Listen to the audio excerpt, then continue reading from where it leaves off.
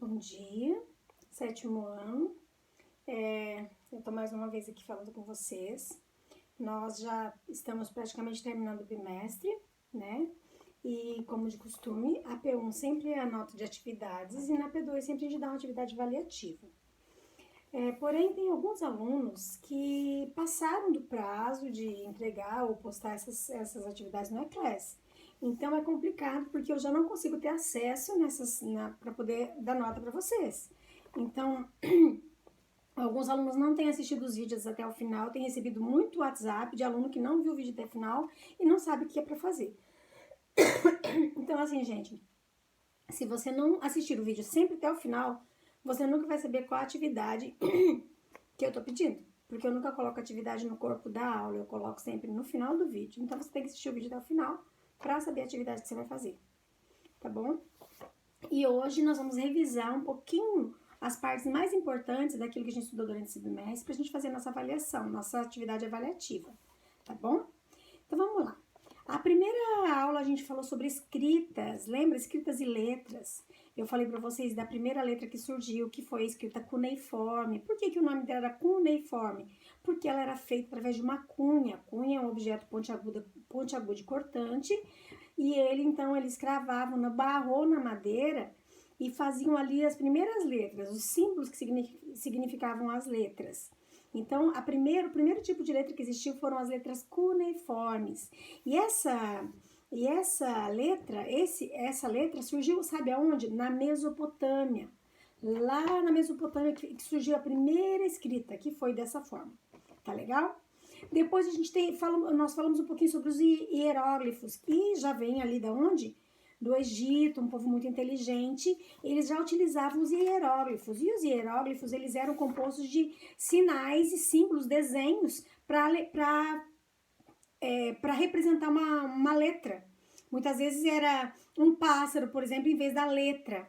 Então já aparecia o desenho da figura, tá? Se ele queria escrever pássaro, por exemplo, ele fazia o desenho da figura. Algumas figuras eles representavam por desenhos mesmo das letras, tá? Era símbolos e letras. E essa escrita surgiu lá no Egito, tá bom?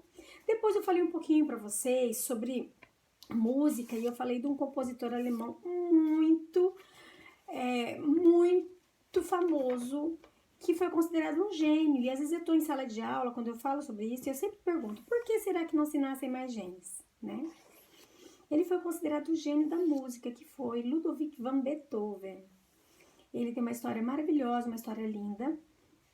Morreu muito jovem, porém ele deixou um grande acervo para a humanidade.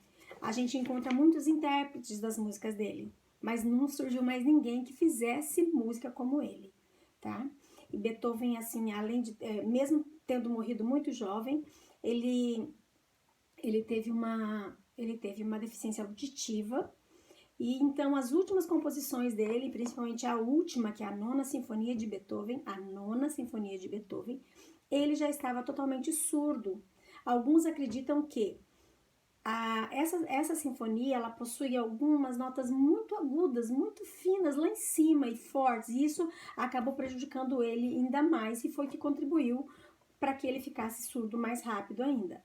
Então, quando ele terminou essa composição, ele já não escutava mais.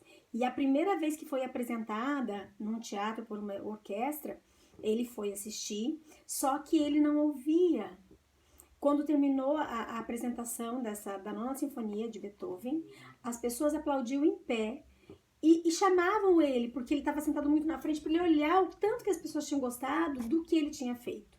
Então, é uma história bonita, uma história triste, mas é uma história bonita porque ele tinha na cabeça dele exatamente a hora de cada instrumento tocar, o que ele ia fazer, mesmo sendo surdo e terminando essa sinfonia já, né, tomado pela surdez.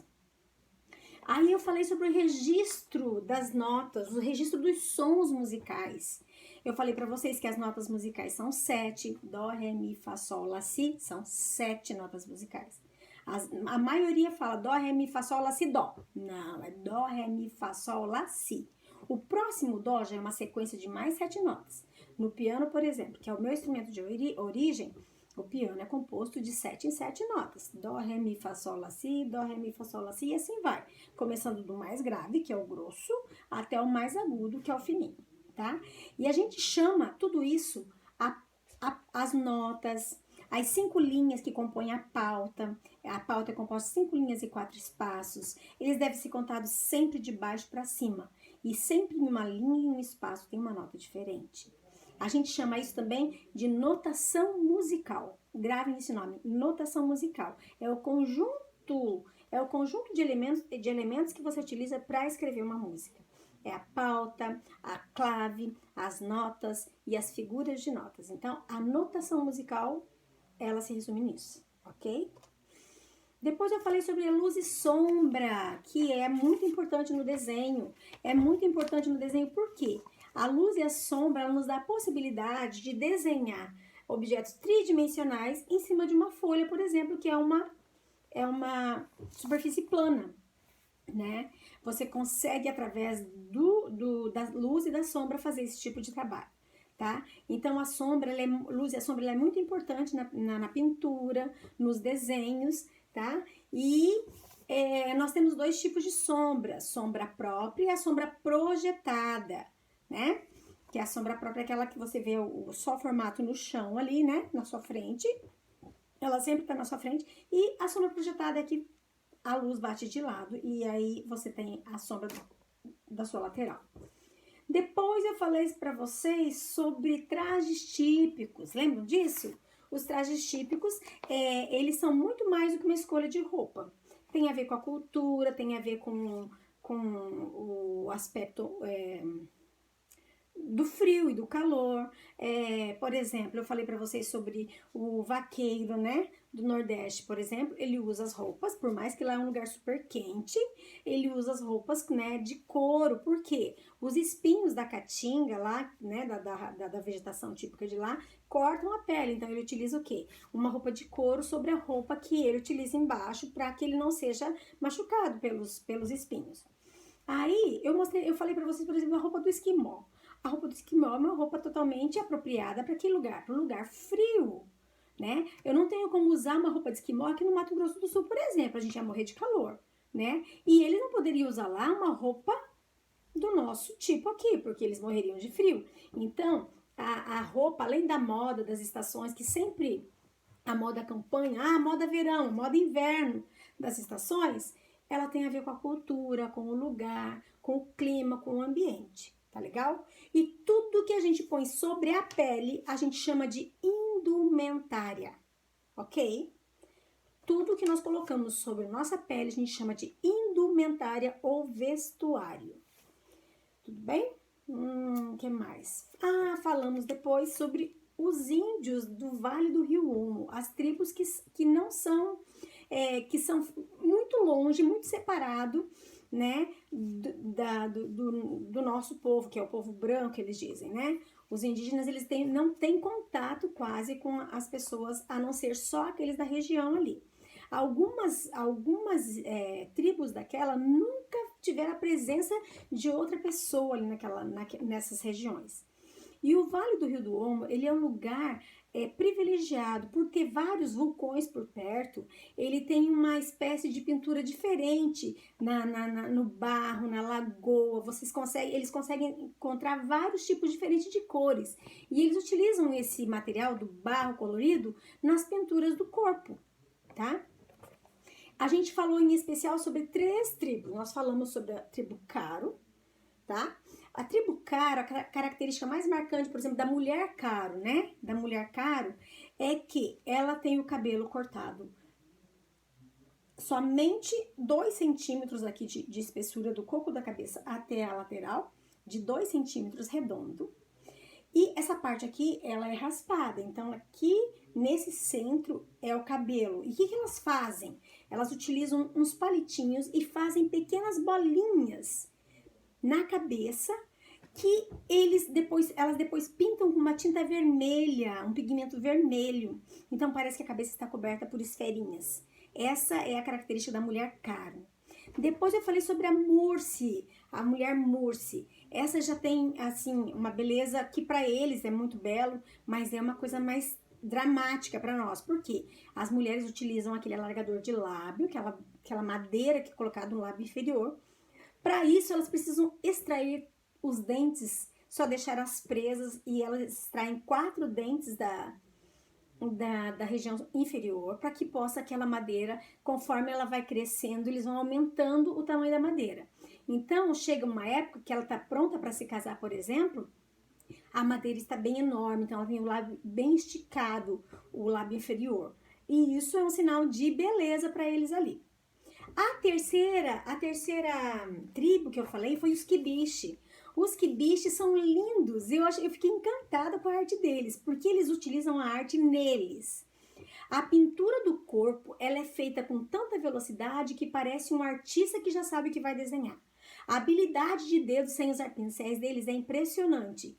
E essa é uma arte que passa de geração para geração, do mais velho ao mais novinho.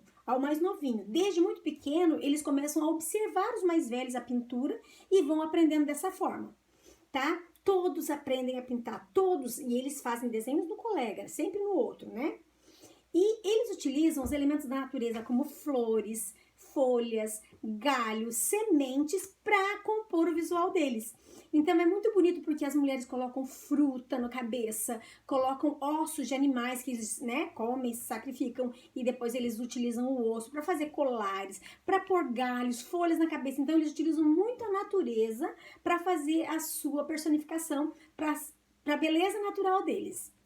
Então nós falamos sobre essas 3 tribos: Karo, Mursi e Quibiche, tá?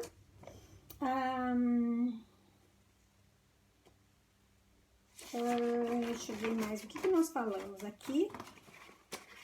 Terminando. Tá. Nós falamos sobre o abstracionismo. Sobre abstracionismo geométrico, que são aqueles que o artista utiliza formas geométricas para fazer uma composição, e o abstracionismo informal, que é composto de linhas e cores, que elas não têm um formato definido. Quando a gente pergunta na sala de aula, o que é pintura abstrata para vocês? A maioria diz assim: é um monte de risco que ninguém entende. Não é assim. O artista sempre sabe o que ele está fazendo, tá? Eu até falei no vídeo sobre essa aula de um artista, né, que era Kandinsky, que, assim, a história que se conta é que ele era um pintor de pinturas normais, pinturas figurativas, né, desenhava lá a natureza, né, algum elemento da natureza, né, um parque, não sei o que, várias árvores, pessoas de longe, porque antigamente, vocês sabem que a fotografia não existia, e se você quisesse ter um retrato seu, por exemplo, teria que contratar um grande artista. Por isso é que a gente não vê fotos de pessoas comuns. Normalmente os quadros que aparecem pessoas aparecem de longe, mas você não vê definido o rosto. Já os que tinham dinheiro poderiam fazer isso. Então, o que eles faziam? Contratavam um artista para que ele fizesse a sua imagem num quadro. E Kandinsky, então, era um desses pintor convencional, e a história conta que um dia ele, como eu falei para vocês, as tintas não existiam, eram feitas de óleo de linhaça e gema de ovo, e aí eles colocavam alguns pigmentos, bem primitivo também. E aí, numa mesa, eles trabalhavam as cores que eles queriam colocar naquela tela. E a tela de pintura a óleo, ela demora muito tempo para secar. Então, o que aconteceu? Ele deixou a pintura começada ali, e quando ele saiu, a empregada, ao limpar o lugar que ele estava, bateu sem querer e derrubou essa pintura de frente no chão. Quando ele ergueu a pintura, ela ergueu rápido e colocou no cavalete. Quando ele entrou e viu, ele ficou: puxa, mas não fui eu que pintei isso, mas que coisa interessante. E a tinta saiu do lugar e ficou de cabeça para baixo. E aí ele, então, fica fascinado com a possibilidade de fazer uma arte que as pessoas parassem para entender o que era. Cada um interpreta da sua maneira. E assim surgiu a arte abstrata, tá? Kandinsky foi o pai da arte abstrata. E nós temos 2 tipos de arte abstrata: a geométrica e a informal. Gente, assistam o vídeo. Se não conseguirem entender de uma vez, assistam de novo. Você não precisa escrever, você vai só ouvir para você fazer a atividade avaliativa que vai estar disponibilizada para vocês aí no portal, tá bom? Um super beijo, fiquem com Deus, logo logo a gente se vê. Tchau, tchau!